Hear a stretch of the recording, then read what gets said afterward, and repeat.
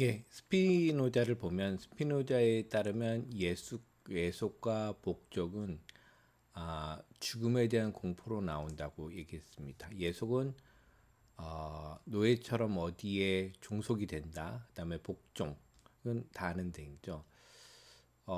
우리가 죽기 때문에 그 공포에 대해서 뭐에 종속되거나 복종하게 돼서 자유롭지 못한 거죠. 그러니까 자유가 박탈당하는 이유는 죽음에 대한 공포에서부터 나온다고 생각을 했습니다. 그래서 우리는 모두 예속과 복종에서 탈출해야 어떤 그러니까 죽음이라는 공포가 만들어낸 예속에서 탈출해야 긍정적이고 기쁨에 넘치는 삶을 살 수 있다고 얘기를 했습니다. 그래서 스피노자의 말에 따르면 자유인은 결코 죽음을 생각하지 않으며 그의 지혜는 죽음이 아니라 삶에 대한 성찰이라고 할 수 있습니다. 그래서 스피노자는 유한한 삶의 허물을 깊이 인식을 했습니다. 그래서 그렇지만, 그러니까 유한한 삶은 이제 죽음이라는 공포가 나오는 거겠죠. 그래도 스피노자는 삶의 허물로부터 도피하지 않고 죽음의 공포에 대해서 도전장을 내밀고 극복하려고 했어요. 그래서 그렇다고 해도 죽는다고 해도 우리는 어떻게 긍정적으로 살 수 있을까 끊임없이 고민을 했다고 볼 수 있습니다. 그래서 스피노자가 볼 때 세속 종교 및 권력은 모든 사람들의 죽음의 공포를 이용해서 자기의 입지를 강화한다고 얘기를 했습니다. 스피노자는 이러한 예속으로부터 인간을 해방하고자 했습니다. 그래서 스피노자한테 영원성은 삶과 죽음의 경계에 대한 부정이었습니다. 스피노자에게 영원성이란 죽음 후의 천상의 세계를 의미하는 것이 아니라 그냥 무한한 삶 그 자체라고 할 수 있습니다. 어, 그 스피노자에게 그 세계는 모든 것이 원인 결과라는, 그러니까 그 뒤에 또 설명을 하겠지만 그 신이라는 신이라는 존재는 세계를 어떻게 만들었냐면 여러 가지로 무한한 속성을 가지고 있다고 봐요. 그러니까 신은 창조를 했다기보다는 신이 곧 자연이라고 볼 수가 있어요. 신즉 자연이라서 신은 자연과 같아서 범순론이라고 하는데 그 신은 무한한 속성을 가지고 있는데 우리가 경험하는 속성은 두 가지예요. 하나는 자연과 그다음에 우리의 정신이라는 거고 자연과 정신은요 신이 다 뭐든지 원인과 결과로 정해 놓은 거예요. 이 규칙에 따라 움직이니까 우리가 할 수 있는 거는 없는데 이 자체가 무한한 영원한 하나예요. 그래서 그 무한한 삶인데 무한하다는 것은 우리가 자유롭게 막 한다는 게 아니라 다 결정되어 있다라는 뜻이 됩니다. 그래서 모든 개인은 시간을 초월해서 영원히 존재할 수 있습니다. 왜냐하면 인간은 자연신 아까 얘기했던 것의 일부이기 때문이요. 자연은 곧 신은 소멸하지 않고 우리도 그 신과 같은 신이 만든 자연의 영원한 부분으로 남는다고 할 수가 있어요. 그래서 해는 중천에 떠 있는 동시에 저무는 것이고 동물은 살아있는 동시에 죽어가는 것이다. 그래서 모든 것은 변하고 머물러 있는 존재는 없다. 초는 심지 같아서 녹아 없어지는 것처럼 보이지만 실제로 없어지는 게 아니라 모양만 바뀔 뿐이다. 이걸 이제 양태라고 하는데 모양만 바뀌고 계속 이어지는 거죠. 물리학에서 말하는 에너지 보존의 법칙을 떠올리면 좀 쉽게 이해가 되겠죠. 어떤 과학 분야의 한 학자가 말하기를 사람은 죽음 직전에 난 누구인가라는 간결하면서 강력한 생각을 떠올린다고 한 뭐 이런 얘기들이 있죠. 그리고 그 생각은 하나의 에너지가 되어 다른 길로 간다. 요컨대 죽음이란 존재하지 않고 단지 다른 존재로 변할 뿐이다. 그래서 그러니까 신이 곧 자연이고 이 안에는 신이 정해놓은 모든 질서가 신도 벗어날 수 없는 질서가 있고 영원히 이 안에 다 갇혀 있다고 보시면 됩니다.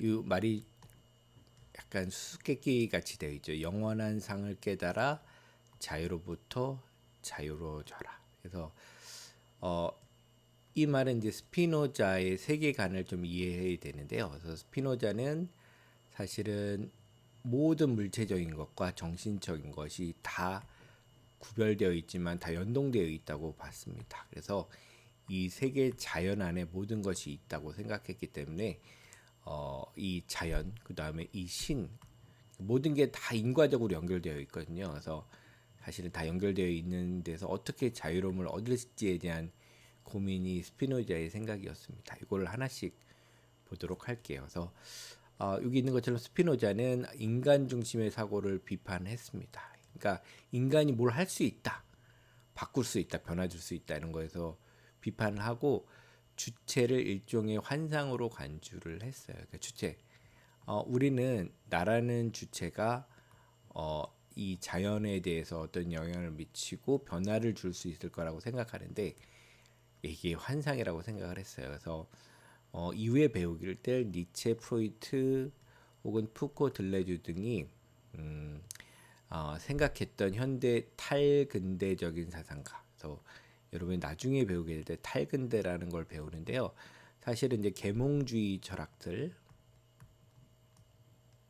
그러니까 인간의 이성을 믿고 이성이 확실성을 담보하고 세계를 이해한다라는 이런 그 구조의 철학을 근대 철학이라 하면 이걸 어떻게 벗어날까? 이 인간 주체 중심이죠. 인간이 모든 걸 다 인식하고 이해할 수 있다라는 이 근대적인 세상을 세계관을 탈피하는 거. 그 탈근대적인데 이런 니체, 프로이트, 푸코, 들레즈 같은 사람들이 그렇습니다.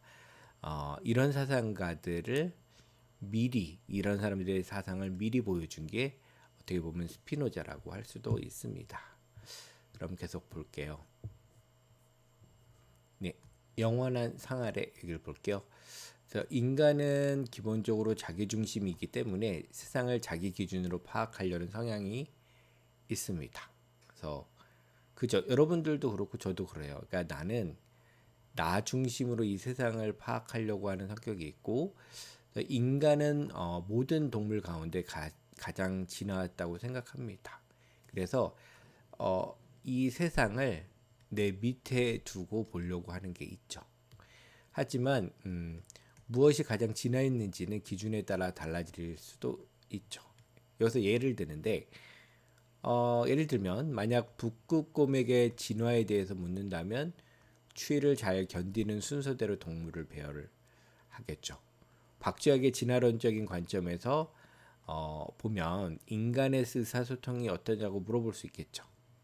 그러면 초음파로 소통하는 자신에 비해 인간의 말은 소리죠. 그 가청주파수라고 하는 이 소리는 미개하다고 얘기할 수도 있을 것 같습니다. 만물은 우열 없이 다 각각 다른 속성을 가질 뿐입니다. 그래서 스피노자가 말하는 거에 따르면 슬픔, 기쁨, 욕망 등 감정이 자연 혹은 우주의 질서에 따른 것임을 인식하고 이 사실을 받아들여 자신의 운명을 사랑할 때, 그러니까 예를 들면 슬픔, 기쁨, 욕망들이 내 안에서 나의 자발적으로 나오는 것이 아니라 이게 우주 질서 안에 있는 어떤 물리적인 이론처럼 어떤 원리처럼 작동한다면 내가 하는 게 아니잖아요. 그러니까 이 사실을 받아들이면 내 운명을 사랑하면 한다면 이거를 못 받아들이면 힘든 거예요. 그러니까 여러분이 움직이고 사는 것들이 다 정해져 있다. 자연의 것처럼 그러니까 신이 다 준비해 놓은 것이다라고 생각하면 어떤 사람 답답하고 말이 안 된다고 생각하고 막 그것과 싸움을 할 수도 있는데 근데 그걸 받아들이면 인간은 질투와 분노, 탐욕 등 부정적인 감정들로부터 해방될 수 있다. 우리의 그 여러 가지 자연과 부딪혀서 일어나는 일들이거든요. 내가 뭐 여기 얘기한 것처럼 슬픔, 기쁨, 욕망 뭐 이런 것도 있고 부정적인 거는 질투, 분노, 탐욕 이런 것들이 내가 뭘 해서 이루어진 게 아니라 자연의 질서에 따라서 이루어지는 것. 그게 다 신에 의해서 미리 뭐 결정된 인과, 신이 다 만들어낸 인과에 의해서 일어난다고 생각하면 덜 힘들 수도 있을 것 같아요. 그래서 그런 면에서 이런 감정들로부터 해방된다고 말할 수도 있을 것 같아요. 그래서 자신의 운명에서 벗어나 있지 않는다는 것을, 그러니까 이 신이 만들어낸 모든 운명이에요. 거기서 벗어나지 않는다는 것을 이해하면 마음이 편해져요. 이게 내 잘못이 아니죠. 분노는 이해 부족에서 촉발이 되는 거예요. 그러니까 다 신이 다 준비해 놓은 거고 이렇게 됐다면 화날 일이 아니죠. 이해만 한다면 모든 슬픔과 잘못된 행동은 결국 무지에서 나온다고 봐야 되겠죠. 그래서 상대가 나에게 잘못을 저질렀을 때도 해도 이해할 수 있어요. 왜? 이 사람은 자기가 뭘 한 게 아니라 신이 모든 것들을 다 정리해 놓았기 때문에 할 수 있는 거니까. 그래서 만사가 어떤 필연적인 운명의 일부임을 이해하면 타자에 대한 경멸이나 증오는 일단 사라지게 됩니다. 인간은 자신의 행위를 결정하는 인과의 사슬을 깨달을 해야 돼요. 그러니까 모든 것이 인간의 정신, 그다음에 자연이 이게 신이 만들어낸 실체 속성들인데 다 연결이 돼 있어요. 생각이나 이 자연의 모든 것들은 다 운명처럼 정해져 있기 때문에 또 이거는 연동이 돼 있어요. 자연에 일어난 일이 나의 정신의 일과 그 다 인과의 사슬로 연결이 돼 있으면 이걸 깨달으면 뭐예요? 편해지겠죠. 스피노자는 이렇게 얘기합니다. 정신 안에는 절대적이거나 자유로운 의지가 존재하지 않아요. 오히려 정신은 이것 또는 저것을 의지하도록 어떤 원인에 의해서 결정되어 있어요. 이 원인은 다른 원인에 의해서 결정되고 계속 원인 위로 올라가면 다 결정 나중에 이 신이 있는 거겠지. 신. 이것은 다시 다른 원인으로 결정되고 이렇게 무한히 연결돼서 신으로 연결되는 겁니다. 자유의지를 강력하게 표출하기보다는 모든 것이 필연적인 섭리로 작동된다는 걸 이렇게 생각하는 것이 마음의 안정에 보탬이 된다고 할 수 있죠. 그래서 우리는 세계를 영원한 상의 아래로 인식을 해야 합니다. 그러니까 상이가 이미지예요. 그러니까 변화하지 않는 이미지로 봐야 돼요. 영원한 상 아래란 자연을 유일한 신으로 파악하고 모든 개체를 그 자연 안에 벌어지는 하나의 양상이에요. 이게 하나의 상인데요. 이게 영원히 결정되어 있는 거예요. 모든 게. 그래서 다 모든 개체는 다 연결되어 있는 거예요. 이 개념은 불교에서 말하는 연기, 이거 잘 많이 쓰는 말인데요. 모든 현상에는 독립적인 것이 없고, 그러니까 개별적으로 독립해서 일어나는 건 없어요. 다 세상 만물은 다른 원인과 연결이 돼 있어요. 그래서 연기설과 비슷하다고 볼 수도 있어요. 또 무턱대고 자신이 자유롭다고 생각하는 것은 마치 활시를 떠난 화살이 내가 마음대로 내 의지대로 날아간다고 여기는 것과 같아요. 근데 활은 한번 쏘면 처음에 있었던 조건에 맞춰서 그 속도와 방향으로 나아가는 거지. 일단 떠난 화살은 그 궤적을 따라 날아가게 되는 거죠. 근데 이 화살이 내 의지대로 날아간다고 생각하는 건 큰 착각이죠. 스피노자는 우리 앞에 일어난 일에 대해서 얽매이지 말고 다 신에 의해서 결정된 거니까 큰 자리에서 세계를 바라보라고 권고합니다. 그래서 이제 신이 다 정리했다면 운명을 사랑하고 또 욕망을 이해해야 됩니다. 우리는 다양한 욕망의 지배를 받고 살죠. 여러분들도 그렇고 저도 저를 움직이는 이제 욕망의 지배를 받는데 스피노자는 욕망에 대한 정확한 소위 이해는 각종 종속에서 벗어나는 길이라고 생각을 했어요. 그러니까 욕망이 나의 자발적인 걸 통해서 세상을 바꾸고 움직인다라는 건 옳은 이해는 아니죠. 그래서 이런 걸 아는 게 사실은 나를 억제하는 종속에서 벗어나는 길이라고 보면 돼요. 전통 윤리관에서 보면은 인간의 육체가 빚어내는 온갖 욕망이나 감정은 이성에 의해 통제돼야 돼요. 그렇죠? 그러니까 여러분이 어떤 욕망이 있고 감정이 있는데 이게 안 좋은 것 같다고 생각되면 이성을 통해서 그걸 통제해야 된다고 여러분이 생각을 하는데 하지만 스피노자가 이런 걸 볼 때는 감정이나 이성은 욕망은 이성에 의해서 억압돼서는 안 돼요. 욕망을 이성에 통제해 두는 방식이 아니라 나와 타자의 관계를 바꿈으로써 욕망 자체를 바꿔야 합니다. 네. 그 무턱대고 욕망을 억누르려고 하면 안 돼요. 할 수도 없고. 또 감정이나 욕망을 무시하고 이성적으로 사는 게 여러분도 느끼지만 간단한 문제는 아니에요. 욕망이나 감정이야말로 현실에 가장 큰 영향을 줍니다. 그래서 이성은 소용돌이 치는 삶의 현장에서 무력할 때가 많습니다. 이거는 이제 흉 같은 사람이 하는데 흉 같은 사람들도 이성이 감정에 의해서 얼마나 무력한지에 대해서 흉은 나중에 배울 이제 경험론자인데 그런 얘기를 많이 합니다. 그러니까 그 이성은 감정의 노예예요. 감정이 격양되었을 때는 어떤 이성도 통하지 않습니다. 스피노자는 감정과 욕망에 대한 정확한 이해를 강조했다는 점에서 다른 윤리학자들과 변별됩니다. 그래서 이전에 윤리학자들은 뭐예요? 이성으로 억누르라는 얘기를 했겠죠. 근데 스피노자는 그 억누를 수 없다는 얘기를 해요. 그는 감정이나 욕망을 비웃지도 말고 슬퍼하지도 말고 이해해야 한다고 했습니다. 예, 신에 의해서 결정이 됐으니까 인간은 가장 도덕적으로 보이고 싶을 때 감정이나 욕망을 비피하기 때문이다. 그러니까 내가 이거 어쩔 수 없는 건데도 불구하고 내가 도덕적인 사람처럼 보이고 싶을 때는 이걸 비난하겠죠. 그래서 어떤 나쁜 욕망이 있다고 가정을 하면 전통적 윤리학에서는 이성을 통해서 이걸 억눌러야지 욕망을 이렇게 생각하겠죠.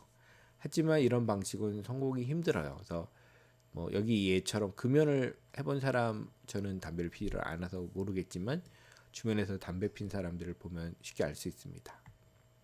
이성의 힘으로 금연을 한다는 것은 얼마나 힘든 일인지 잘 알죠. 이때 스피노자의 방식에 따른 처방을 생각하면 욕망에 대한 억압이 아니라 욕망에 대한 변형을 시도해야 합니다. 변용이라고도 하는데 담배를 피울 때 느끼는 희열감을 다른 것에 찾아야 돼요. 시를 쓰거나 그림을 배우거나 스포츠에 빠져보거나 여행에 심취해보는 등 여러 방법이 있습니다. 분명한 점은 욕망을 비난한 것으로는 해결이 안 돼요. 기쁨이 촉발되는 방식 안에서 욕망을 좋은 것으로 만들어야 된다고 얘기를 하고 있습니다. 그러니까 왜냐하면 나한테 일어날 일은 일어날 수밖에 없어요. 다 정해졌는데 이게 촉발되는 방식을 한번 변형, 다른 방식으로 바꿔볼 수 있는 건 내 안에서 가능하니까 모든 고귀한 것은 힘들 뿐만 아니라 드물다. 이게 에티카의 마지막 문장인데요. 이 말에는 완전한 행복으로 가는 일은 힘들지만 희망의 끝을 놓지 말자는 메시지가 담겨 있습니다. 그렇죠. 그러니까 세상의 모든 것에는 다 원인이 있어요. 자기 감정도 세상에 일어나는 일도 여기서 할 수 있는 거는 피하는 게 아니라 이해하고 받아들이는 거 있는데 이해한다면 뭐요? 받아 주어진 걸 어떻게 내가 변용하는가의 문제가 있다고 보시면 됩니다. 그래서 에티카에서 말하는 행복은 지금 이 순간의 행위에서 비롯되는 것일 뿐이고 그리스 기독교나 이런 데서 말하는 천국이나 부귀영의 보상을 받는 것도 아닙니다. 그래서 우리를 괴롭히는 트라우마도 사서 고생하듯이 불러들인 것들이 많을 경우도 있어요. 진정한 행복은 그 종교에서 말하는 먼 훗날 달성에 달 목표가 아니라 지금 순간. 왜냐하면 모든 것이 영원한 상 아래 있기 때문에 지금 일어나는 것도 다 바꿀 수 없는 영원한 거예요. 그럴 때는 이 받은 것을 어떻게 즐거운 것으로 내가 받아들이는가의 문제다. 행복은 미래 목표가 아니라 현재 선택일 뿐이다. 라고 할 수 있습니다. 좀 정리를 해보자면 동양 철학과 좀 비슷한 면이 있어서 그걸 이제 비교하는 사람들도 꽤 있더라고요. 그래서 스피노자의 논리는 서양 철학의 일반의 방법론과는 상당히 달라요. 그래서 범신론적이라는 걸로 많이 이해하죠. 신과 자연이 같다 이런 의미에서 차라리 동양 철학의 관점에 가깝다고 평가하는 사람도 있나 봐요. 스피노자가 말하는 실체의 자연 신은 동양 철학에서 말하는 도 개념과 좀 유사한 것도 있죠. 동양 철학에서 가장 중요한 개념인 도, 또는 자연의 원리인가 동시에 만물에 깃든 자연적 속성이기도 합니다. 그래서 뭐 강물, 산, 뭐 이런 것들이 자연의 도를 나타내는 거로 많이 보이잖아요. 원리. 중국 고전에 이제 장자의 구절이 있는데 동과학자가 장자에게 도라는 것은 어디에 존재합니까? 이렇게 묻자 장자가 대답하길 어디에나 존재한다. 또 묻자 동과학자가 어디에 있는지 분명히 얘기해 달라. 그러니까 장자는 땅강아지와 개미에게 있습니다라고 대답을 해요. 근데 동과학자는 이렇게 시시한 곳에 도가 있냐 물어보자 장자는 돌피나 논에 자라는 피에도 있습니다. 피는 이제 잡초죠. 동과학자가 또 물어요. 어째서 더 시시한 곳을 말하느냐 했더니 기와나 벽돌에도 있다. 그러니까 더 짜증나니까 더 안 좋은 곳으로 계속 향하느냐고 묻자 장자는 똥이나 오줌에도 있다고 말해요. 동학자는 대답을 안 하죠.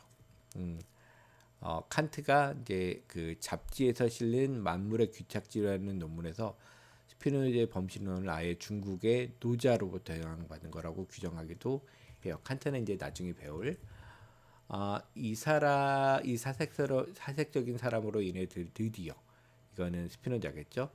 신비주의로 진입하게 되었다. 이런 이유로 허물을 자극한 서람으로 여기는 노제 기괴한 교유가 발생했고 신성과 융합되어 자기 인성을 버리고 신성의 심연 속에 빠져들었다. 그러니까 그 인성이라는 낙, 인간의 개인적인 주체로서의 인성을 버리고 자연이라는 심연에 빠져들었다.